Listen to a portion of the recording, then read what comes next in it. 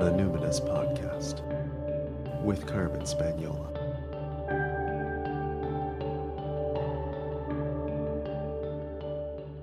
Hi there, and welcome to the Numinous Podcast, where we have interesting conversations with everyday folks about the mystery of life. This podcast is brought to you by the Numinous School, my online intuition development course for people who want their self-awareness to serve a greater good. I'm your host, Carmen Spaniola, and today I'm very excited to welcome Nava Smolish to the show. She's a literature professor who writes a blog called Dating Tips for the Feminist Man under the pen name Nora Samaran. Last year, she wrote an article that went viral. It changed my life and it transformed my marriage and just how I see the world. It's called The Opposite of Rape Culture is Nurturance Culture. So just so we have a basic agreement of what's meant by rape culture, you could Google it and it'll bring up a very simple definition. It's a society whose prevailing social attitudes have the effect of normalizing or trivializing sexual assault and abuse. Wikipedia will go a little further and get a little bit more detailed, and it says that behaviors commonly associated with rape culture include victim blaming, slut shaming, sexual objectification, trivializing rape, denial of widespread rape, and refusing to acknowledge the harm caused by some forms of sexual violence. Now, Nava's article emerged from a time of personal crisis for her.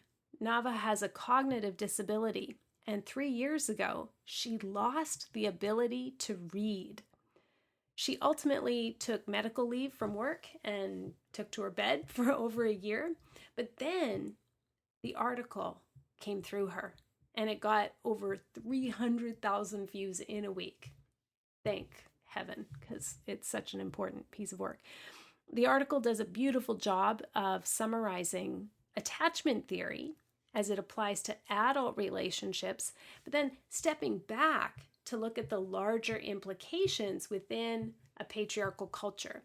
So if you're new to attachment theory, I want to give you just a very brief overview. So first of all, you should go and read Nava's article, but if you haven't yet, I'm going to give you this little synopsis. Also, I wrote an article called Portrait of a Marriage, Yes, It's Mine, and I go through each style and how they feel physiologically in your body as well, and kind of how you manage them. But for the purposes of understanding what we're talking about in this conversation, let me just very briefly provide a quick overview.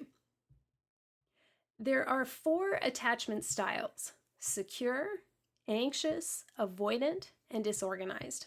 Now, about half the population has a secure attachment style. Roughly a quarter of us have an avoidant style. Most of the remainder express an anxious style, and there's about 3 or 5% or so that have a disorganized style. It's really important to know that attachment style is relative to the relationship you're in, meaning you can be anxious with your partner but avoidant with your mom. It's also, I find, very hopeful to know that your attachment style can change over time, meaning if you work at it, you can become more secure. And also, every attachment style is perfectly normal. It's a natural and human adaptation. There is no attachment style that is a character flaw. So, ideally, we'd all be secure attachers, but when babies come into the world and are met with an environment that's lacking or deficient, or if as adults in our adult relationships we experience some kind of attachment rupture, we can develop these maladaptive patterns, these styles, and we adapt in order to survive, right? In order either to maintain the relationship or to prevent further rupture or further trauma. So let me just describe each style a little bit. Secure attachers feel comfortable and solid in partnership. So they're not afraid of intimacy or mutuality, and being responsive to their partner's needs isn't a struggle. It comes pretty easily, and they can set healthy boundaries, and they don't take their partner's reactions personally. On the other hand, we have anxious attachers. I'm kind of labeling as like anxious attachers, but that's sort of shorthand. That it's really a style. So the anxious attachment style, those folks who are expressing that, they crave a deep and vulnerable intimacy, like a merging with their partner. And they can be preoccupied or even consumed by their relationship. And they often worry about whether their partner even really loves them. They prefer a really high contact relationship. So it has to have regular physical, written, verbal, or just like any kind of tangible gestures of connection and reassurance. And they spend a lot of time feeling that their relationship could fail at any minute. So they worry about it a lot. Avoidant attachers, yes, that's me, crave independence and freedom, and they can be dismissive and withholding in relationships, and consciously or unconsciously they erect barriers to closeness with their partners. So they find high contact relationships super draining and a real threat to their autonomy. Because they don't equate sex with intimacy, they kind of have these mixed signals that can be confusing for anxious attachers. I also just want to state for the record that I've done the quizzes, man. I have evolved significantly. I'm a much more secure attacher now. Anyhow, I digress. Okay, with a disorganized style, you can feel like you're running both anxious and avoidant tendencies simultaneously, and that's because that's precisely what's happening from a psychobiological standpoint. So I'd like to encourage you to read either Nava's article or mine to get a really strong foundational understanding of attachment styles, but then go deeper and read some of the books that we cite in our footnotes in each of our articles. One other small thing, Nava mentions the term gaslighting in this conversation, and I just want to quickly define that. It means to psychologically manipulate someone into questioning their own sanity. So you just make somebody feel crazy by actually doing things that are crazy making. So there are more references in this episode, so I've put a ton of links in the show notes. But now, with just that little bit of contextual information, I think you'll really enjoy this conversation. I reached Nava while she was on vacation, sitting outside under a tree in New York State. Nava, I want to thank you so much for writing the article, The Opposite of Rape Culture is Nurturance Culture. It had such a profound impact on me and on my husband and on our marriage. And, you know, we've been sitting with it for, I don't know, I guess over a year now. And there's so much richness that we couldn't possibly do it justice in this this one episode. But, you know, as soon as I read it, I thought I need to speak with her more. I see connections between rape culture and white supremacy and just so many other things that didn't even make it into the article. And then we had to do a little bit of a dance for quite a while and sort of get to know each other in a mediated way. And I was like, this is culture. So I'm just going to kind of keep it tuning here. Can you tell me a little bit about what was going on for you when you wrote that article and how you're living in it being out there in the world right now? I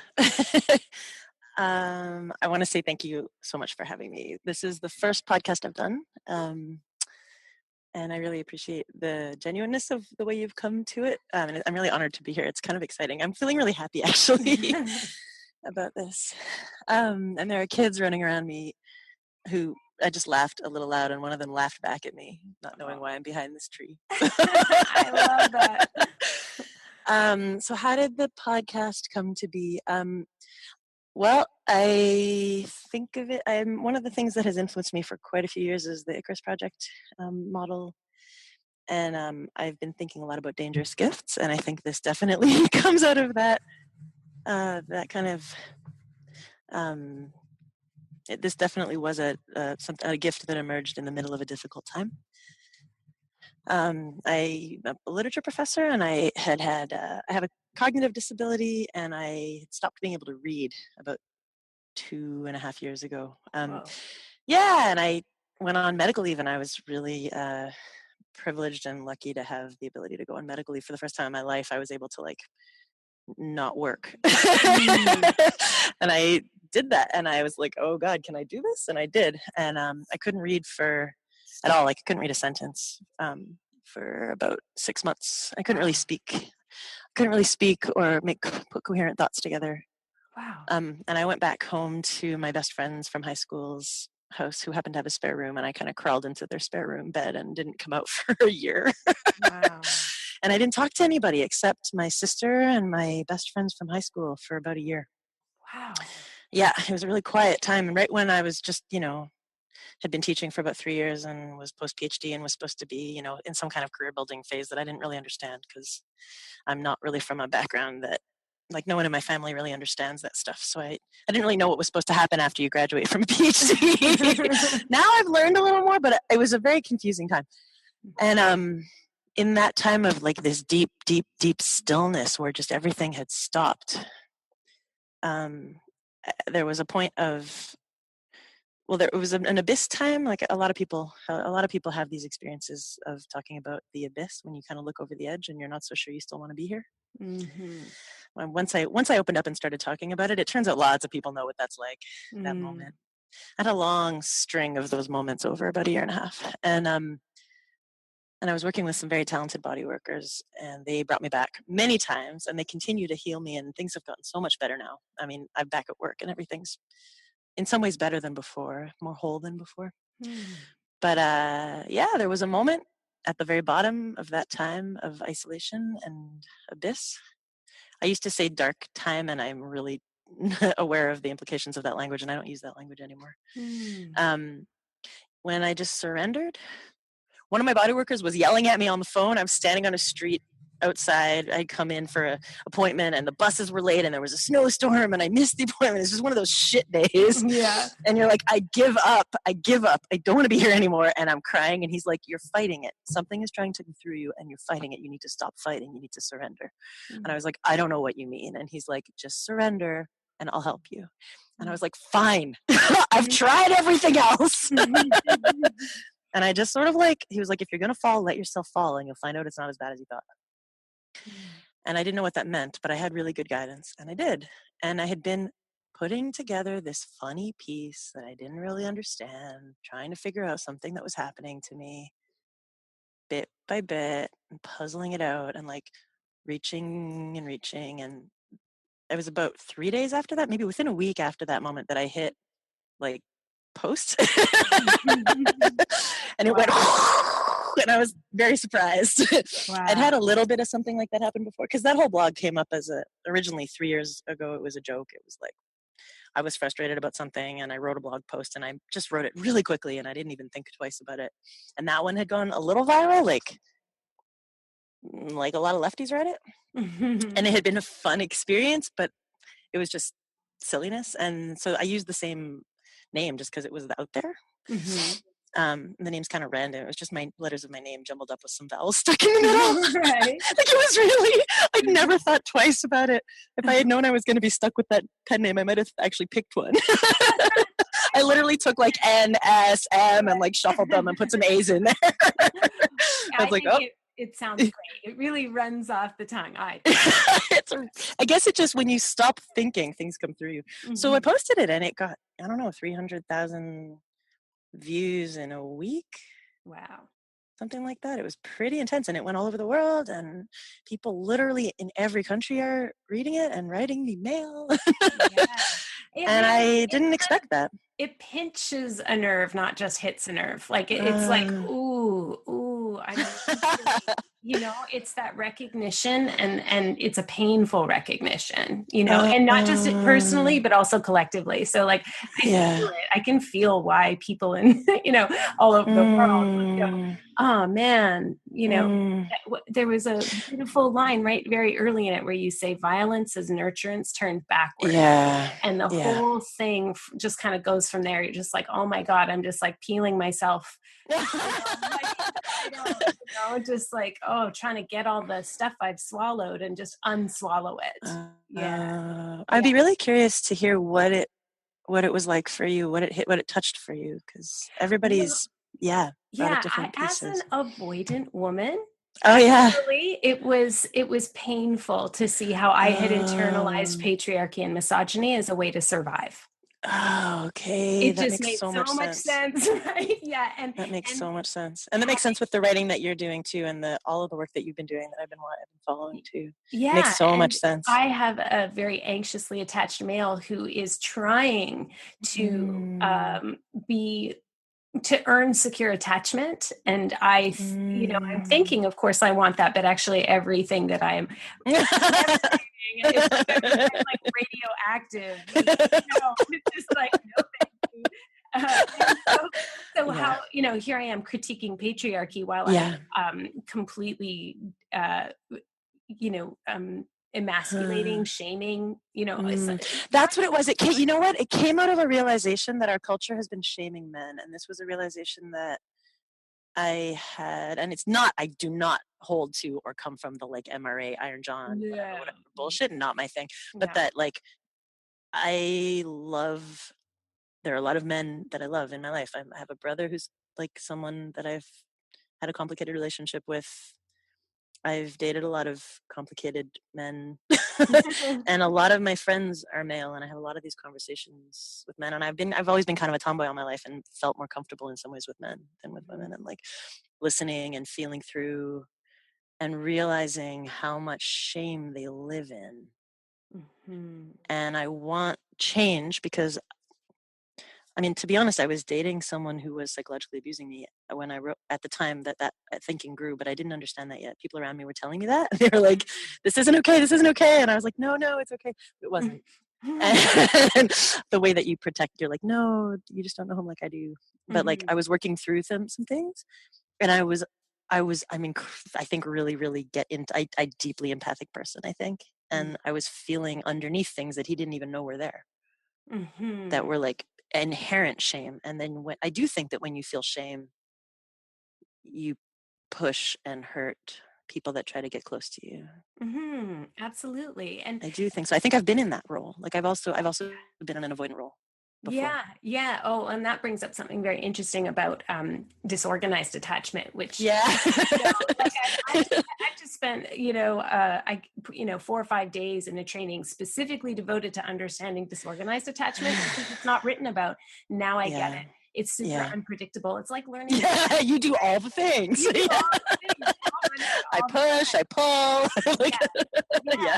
In a span of seconds, it's all happening at once. I don't know Yeah. how this is going to go, right? Yeah. So I'm just going to keep coming back to your article because I just feel like this Okay. is really important cultural discourse, right? We could spend Okay. a lot of time on this. And one of the quotes you have that I think really landed for my husband, and is the one that he's been really trying to work with as a way to dismantle patriarchy, is you say, the men I know who are exceptionally nurturing lovers, Yeah. fathers, co-workers, close friends to their friends, have almost no outlets through which to learn or Yeah. share this hard-won skill with other men. Yeah. So that piece about how like when we have a culture, when we have rape culture, Yeah. where codes of masculinity make it just Yeah. too risky Yeah. to share or learn these things, then what Yeah. happens is women get blamed for that unresolved male shame, like Yeah. ergo misogyny, right? Yeah. And so I found that super fascinating how you talked about attachment needs are like really healthy and normal, and they're not female. But Yeah. rape culture, when attachment styles lend in particularly gendered ways, Yeah. women are blamed, and Yeah. men are shamed, basically. I mean, it's funny because those insights, now that you're reading them back to me, those two insights came from two men that I know. The men cannot talk to each other about this came from my friend Chris Lyon, who's also the friend who told me the word gaslighting. Oh. And years ago, we dated briefly and decided we were just friends, and we had a conflict. He came back, we sat down, we worked it out. Our friendship has been beautiful ever since. Nice. And I was on the phone with him, and he had read he had read something. I was talking it over with him, and I was trying to get him to see something about himself, and he wasn't seeing it. And later he was like, he read the piece later, and he was like, oh God, I think it's true. But he mirrored back. He said, I was like, why? This man in my life and that man in my life get together. They've known each other for 20 years, and they talk politics, and they never, ever are vulnerable with each other. And both of them are really vulnerable with me.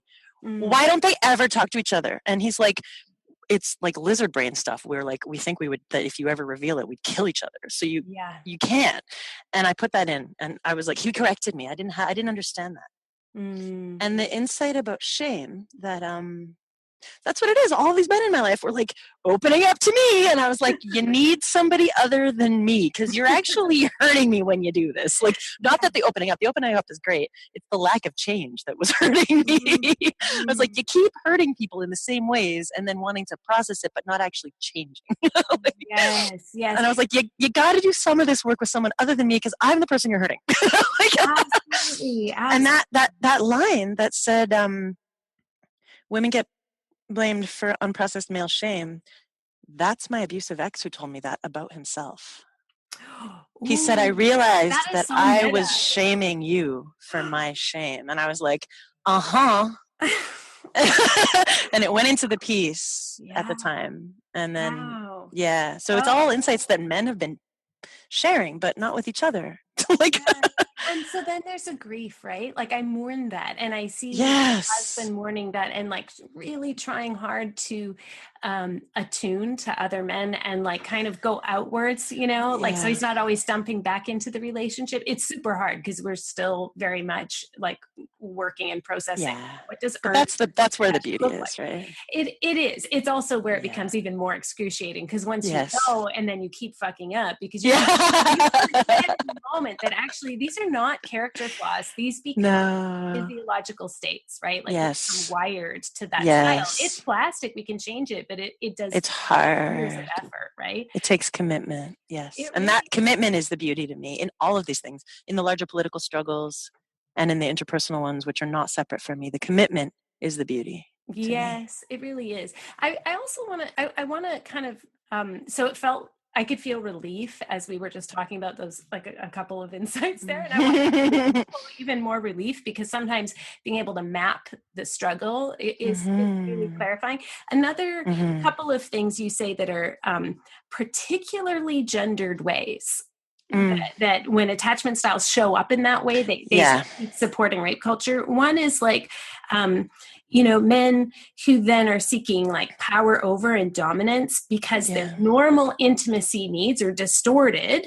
And so then and when they're distorted and denied, they come out in distorted ways, right? So, you mentioned little things like the cat call on the street is when it's dismissed, they follow it up with like, fine, be that way, bitch. Yeah, like, fuck you, bitch. Like who hasn't lived through that, right? Yeah, exactly. And so it's the distortion that patriarchy puts on normal needs for attachment. So not understanding how to like appreciate something other than objectify.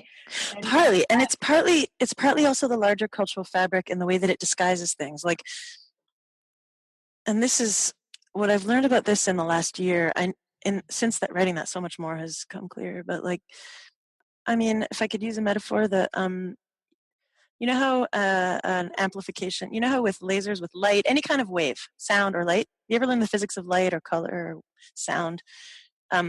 When you have two waves that are running exactly together, they make they amplify, even though they're just two of the same. So the way a laser works, from what I've learned in physics of color years ago, is that the same light gets bounced back and forth many thousands of times, and it amplifies because simply by the same wavelength repeating, it creates a much more powerful light. I gotcha. Yeah. And when they go opposite to each other, they cancel each other out, which is why with sound, a friend of mine who's a musician, actually the friend I'm here with, who's a musician, years ago taught me, if you're standing in the bath, in the shower, a lot of people like to sing in the shower. Yeah. And the reason is because when your voice hits the walls, the waves bounce back and they amplify, but they only amplify at certain frequencies. And you can actually hear it change if you go low to high and hum notes consistently up. Even if you keep the same volume, certain waves will be hitting the wall and bouncing back at a frequency that cancels. And other ones, because of their length, will hit the wall and bounce back at a frequency that amplifies, even though you're doing the exact same thing. Wow. So if you go low to high, you'll hear your voice get quieter, louder, as it moves through the frequencies because of the length of the waves. So culturally, we are culturally conditioned to perceive certain things and disperceive other things, even though they are every bit as much happening. We're culturally conditioned to perceive the emotions, needs, and feelings of people who are in positions of dominance. And we're culturally conditioned to simply not notice the needs and feelings of people that are positioned as less dominant. We just don't notice. As soon as you described it, I was like getting this visualization was like, I can feel in my body that expansive feeling where my thoughts are going way beyond my head. Yes, that's it. Like too many thoughts.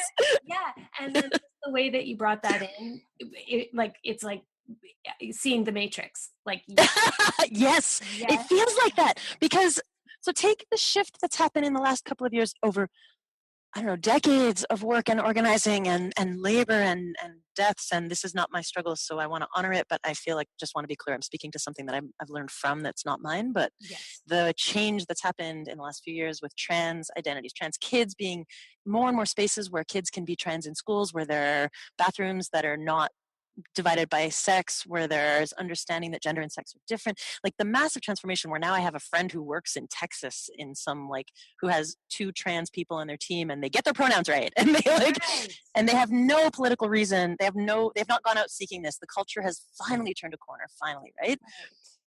For people that aren't actively working and actively thinking of themselves as politicized people, when it's just average good folks who do what they consider good, it takes that cultural shift for them to change, right? It's not a will. It's not like they're just like, oh, I'm now gonna actively try to perceive most people aren't comfortable doing that. Most people wait until everybody else changes and then they change and then they forget that they ever did anything different, right? They're like, it's all, I've always been like this. Of course we can use he for you or they, or right? And so that until that shift happens, it's culturally normal to ignore, not notice, not even to dehumanize people that are positioned as subordinate in our culture, right? So and that's true. Interesting because that doesn't feel like just patriarchy and misogyny. That's like what happens when you have culture. That's right. Well, and it's all Black feminist thinkers have been talking about this for decades. I mean, Bell Hooks writes about it, and so many people have already described this. And what I find interesting is, let's say for me as a white person, that even I read a lot of that stuff, but I didn't understand it. So there's Kimberly Crenshaw has this great YouTube TED Talk on YouTube that's The Urgency of Intersectionality. And she is a UCLA law professor who coined the term, but it was based on a lot of older work, right, by Black women going back into slavery. And she points out that if we're missing a frame for understanding something, then we can hear it a dozen times, but it doesn't connect to anything we can understand. So it doesn't mean anything. Even if it's someone else's lived experience and they're like, this is how this feels, I'm scared, we'll be like, that sounds theoretical. Like, I don't understand, because we don't have our cognitive map for getting it isn't there. There's nothing for it to plug into, even if it's so evident. Right. And so a lot of the cultural work is shifting cognitive maps. It's shifting what people can even think, right? And that's where the popular culture and the cultural work comes in. And it's all these intersecting forms of oppression. But what's so amazing and powerful and fucked up for me is that it operates in the left, it operates in organizing communities. Like, we're not free of it in any part of our culture. And so when you bring it down to, let's say, something like gendered violence, we're culturally conditioned in all of our spaces to just empathize with cis men, and particularly cis white men, and just not notice the feelings of everybody else. We just don't notice. They're just not considered that important. And we do that to ourselves. Yeah. And we do that to each other. Yeah. And all the, and I mean, the only word I can think of right now is apologist, which is kind of, it's I kind of recoil from that word because, again, it makes it seem like this is a personal choice. Like, and and it's conditioning. The only choice we have is where we put our attention, right? So the choice is, do you follow blindly along and go, well, this is my personal opinion on what looks right to me? Or do you stop and go, those things that I think are my thoughts, I'm not separate from this culture, so I have to stop and question, where did they come from? Why are they happening? Like, I noticed after learning last year about anti-Black racism, for instance, which a lot of folks have learned about all at once who didn't know about it before. Like, I think I got a real kick to the head last year understanding how much this had been erased in my own education. And in that process of realizing, 10 years of learning about anti-racism without learning this, right? Which is crazy. Like, it's been erased. So, and I didn't have the personal lived experience to understand it without learning it. As I had that realization, I went back into how I would teach things, and I noticed my own conditioning to be like, shh, Black women don't matter. Don't notice that. Don't talk about that. People won't want to know about that. And I was like, what the fuck, right? How long has that been there, right? Yeah, exactly. How long has the secret chamber in my mind been closed off? Just this little noise that's like, don't notice that. Don't notice that. Don't imagine living under a big don't notice that cloud. How fucked up that would feel. Like, how fucked up that would feel. And I guess I feel something akin to that around the experiences that I've had as a cis woman dating cis men. Like, I've had these fucked up experiences, and people just don't notice. Well, and we're conditioned not to notice. Like this, there's so it's not too many steps between like the okay. I have a couple of thoughts on that. They're like bigger than my brain right now. So many thoughts. Go for it. Okay. I love it. So I was very curious, and I want to come back to this. Let's I'm going to menu some things here. Great. So the first thing is, you had this awareness, 10 years of learning anti-Black racism without learning it. And then something happens that's a bit, I call them arresting emotional experiences. And often it happens learning anti-racism without learning about anti-Black racism. Yeah. Until you have exactly. Thank you. Until you have this arresting emotional experience. And I have found it often does come with shame. Now, I wasn't feeling shame. I was feeling angry. I was like, who the fuck? How did I manage to do a couple of degrees on this and nobody made me learn that? What the fuck? Right. I was pissed off. There's an actual physiological experience happening when something breaks through. And that also feels comes back to attachment. That it's like, suddenly I'm able to hold gaze with this part of myself, or something happens where there's an attunement, and it kind of Tetris, something just kind of Tetrises into place in your body, and you go, oh fuck, and then like then it can be anger or shame or grief or rage or whatever. There was grief, there was grief, and anger. And fear of, the fear of doing it wrong, the fear you're going to fuck it up, paralysis about doing anything, which is why, like, when I was learning all this stuff really quickly and confused about it, because you get confused when you're learning something new. Totally. And when you're trying to decondition yourself from like a lifetime of conditioning, there's some confusion. Yeah. Because you have to catch the thing that it's like clapping with one hand, you have to catch your mind at work and you're in your mind. Yeah. We don't do that very easily. Yes. And there was just a kind of bang, bang, bang, click, click, click awareness of many, many, many instances over many years when I'd missed things and could retroactively understand. I went back over and even read things that I'd read originally, and I understood them finally. Like, they made sense finally when they hadn't ever meant anything before. Totally. I remember reading, being like, I don't understand, but okay. And now I was like, I get it in my head, and No, I didn't even. There wasn't anything to get. I was missing the schema completely. Okay, I get you. Because I collapsed all different kinds of racisms together, and they work really differently. Oh, okay, I understand. I get what you're saying. My experience that's parallel to that is that I get it on a cognitive level, but I'm also processing emotion about it on a cognitive level. Like, oh, that must be frustrating. Instead of kind of getting into it. Do you know what I mean? Like, I think I'm believing you, except I'm not actually having any emotion. I'm not empathizing. I'm not empathizing. That happens too. That's for me, a parallel process. For me, when this hit with a huge wave, because it was connected to specific people I love and people that I'd maybe failed. Yeah. Not shame. Grief, yes, not shame. Oh, okay. I think I have a different inheritance around shame than some folks. I think there's I have a really deep-seated shame around existing. Like, I'm not sure I'm supposed to be alive. Oh, which seems to have swallowed all the shame for my actions.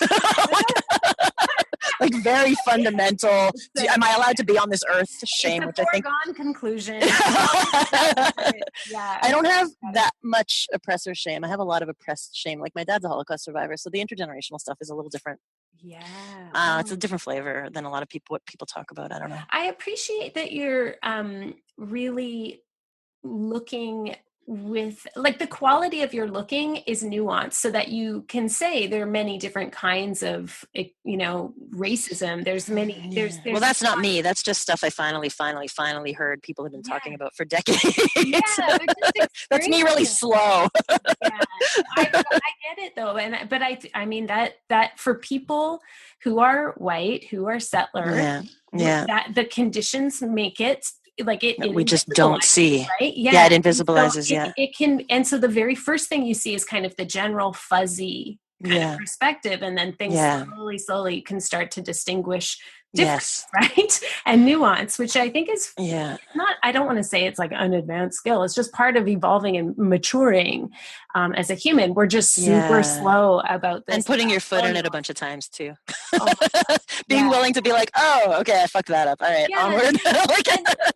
And that's developing resiliency around fucking up, like and like uncomfortable feelings, right? That's it's not supposed to be easy, right? It's not doing it right.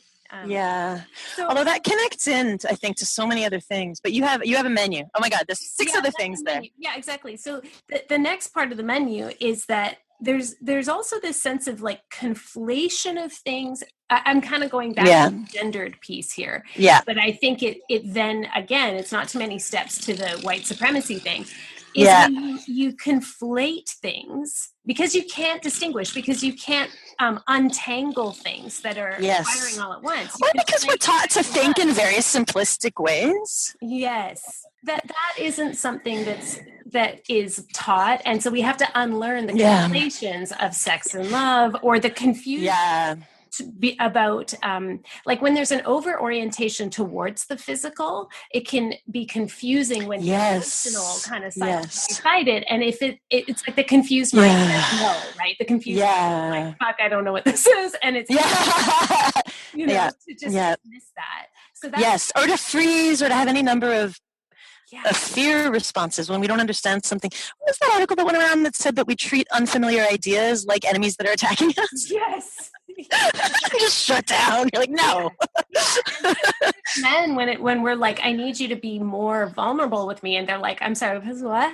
Right? You don't understand masculinity, and no, thank you, right? To like this preference we have for rugged individualism that dismisses people, both I would say women and men who do seek attachment. We dismiss them as like needy or weak or crazy. Right. So that's the place where the cultural intersects with the psychological. And I think that's what the piece did. That's what I'm proud of in the piece. That was just me. That was saying, okay, I'm not a psychologist, but a couple friends, I'm good at synthesizing books. I know how to do that. A couple friends gave me a couple books. I was like, wow, this explains everything that I've wondered about forever. Synthesized them, but then connected them into the cultural phenomenon. I think that's a neat thing that the article did. Yes. It's a small thing, but I'm proud of it. I think it should be. It's fun. And the thing I think there where the cultural comes in is that the larger culture, coming back to that metaphor of the waves canceling each other out or amplifying. The larger culture in North America and in much of Western culture believes that we are all distinct, atomized individuals, that we are physiologically distinct, separate, atomized individuals. I grew up in a clan family that survived the war. People died. My dad lost 2 brothers, lost a lot of family, and the way they got through on the run, my dad was born in like a camp and then grew up in a refugee camp and whatever. The way they survived was the opposite of that. They're like, we survived because we're all together, we're all one. And that's got its issues.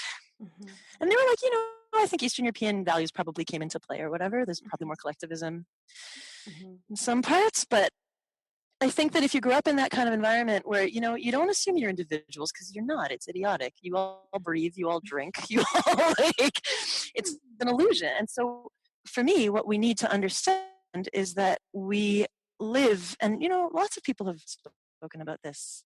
I feel it really viscerally, I guess because of my upbringing, but we live because we are interdependent. We wouldn't live if we weren't connected. And so what we need to do is develop, like I tell my sister this a lot, like we live in the same house, so we have to learn how to knock.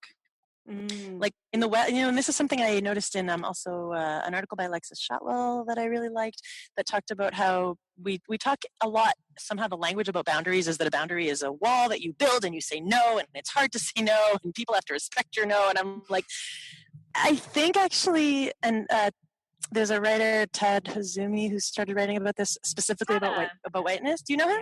Yeah. He's actually a study buddy of mine. Oh, no kidding. Yeah. That's great. I don't know him well. He got in touch because of the article, and he's doing some of his own work that happens to parallel it a little, but we have a lot of very different ideas too. Our ideas about racism are actually really different, which is funny, but I'm like really interested in his work.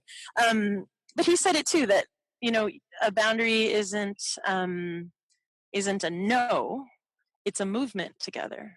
And so healthy boundaries are the ability to feel what you're feeling, feel what I'm feeling, and meet both. And it's then like basic differentiation from, yes, exactly. Differentiation is not disconnection. Yes.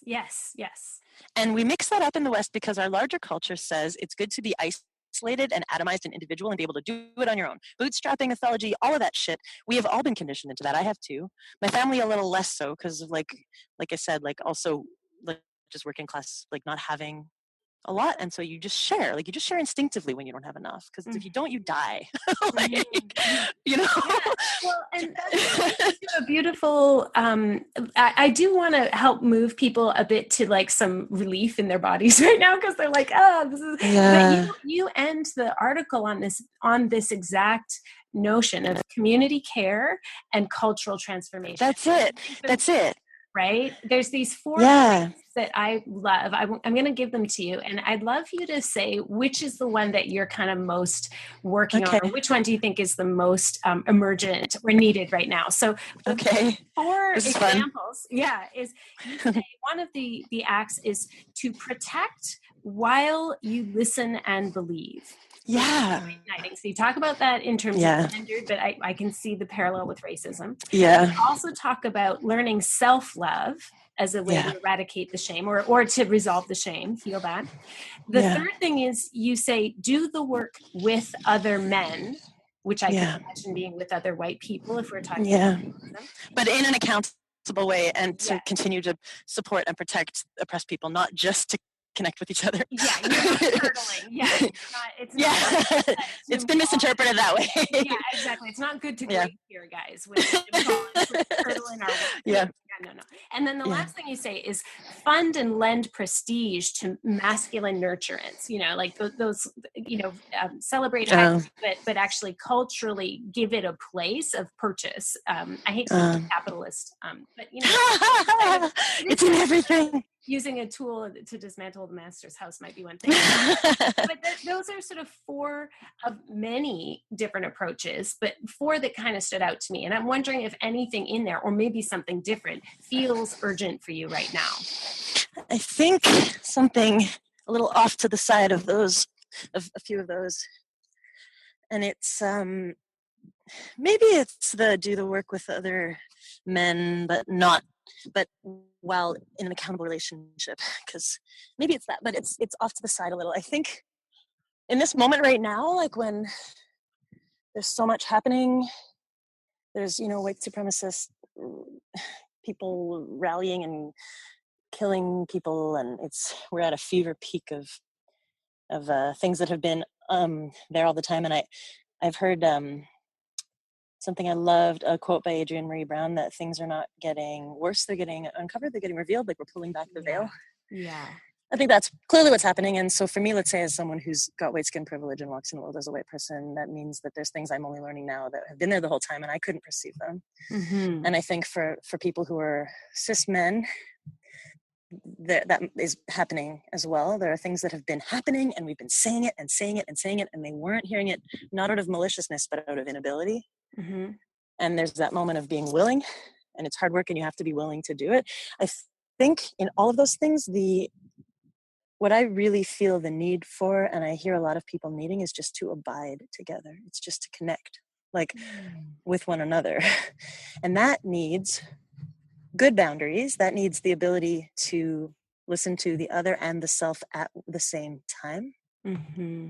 That needs the ability to come back again and again, like you're doing in your marriage. Mm-hmm. And like I'm doing with several close friends of mine. We come back, and we grow and we grow and we grow and we grow and we change and we get better and we get better.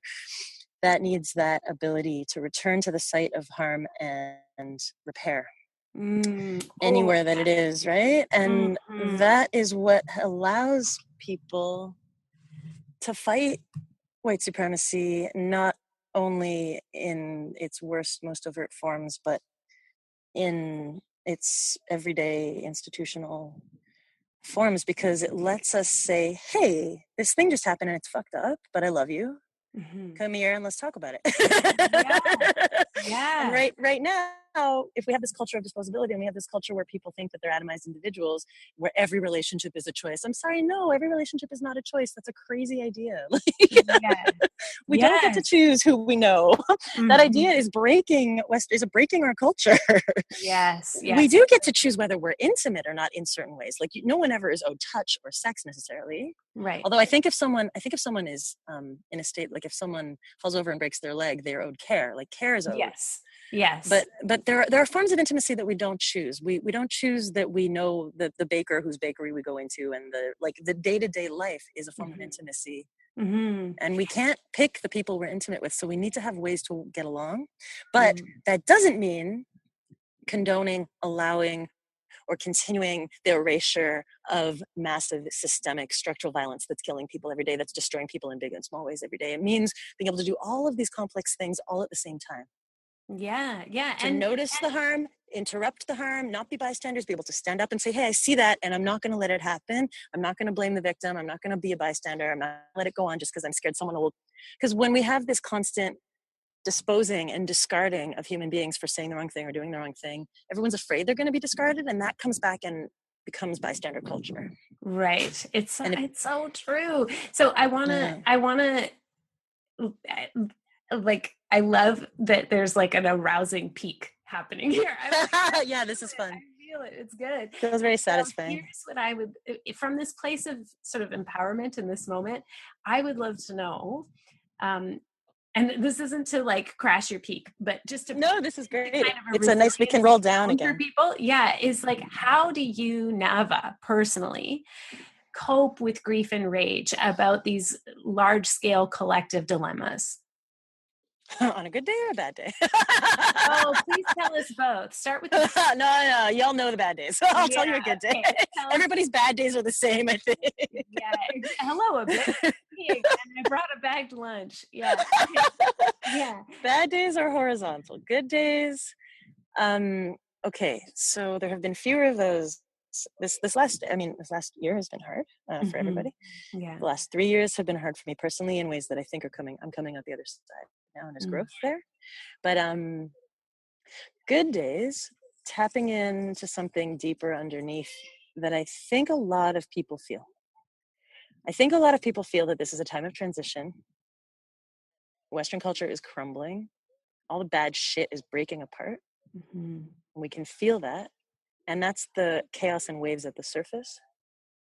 And underneath, I don't know if you felt this. A lot of people talk about this and seem to feel it. And when you're tapped into it, you can feel who else is. Do you know what I mean? Yeah. I can smell my own, right? I get it. And then there's this deeper source underneath that is calm, that has always known what to do, that has always been okay. And that source doesn't fear death. So it doesn't, that's a part of you that exists before you're born and exists after you die. So it's connected to something much, much, much deeper that has the bigger picture. And I think that's why, for me, abiding together, being able to be together, is where the strength comes from. And so for me, that's it. It's the ability to not dispose of, not discard, face the hard things, come back together, go, okay, we've hurt each other, we've fucked up, but there are fucking fascists like walking the streets, so we have to have each other's backs. And even before that, all of these issues were woven through all of our communities. And so we have to have each other's backs. And that means being willing to stick it out. And that pleasure. So in the dispossessed, and maybe we could even, I don't know if we're at time, we could wrap up on this. In the dispossessed, the main character, Shevek, he speaks of how they have nothing, they have empty hands. And in order to come, it's this anarchist planet. That's the moon of a they call it Archist planet, which is a bit like our planet in the 80s. Yeah. That in order to be free, in order to be human, you have to come with empty hands, and all they have is one another.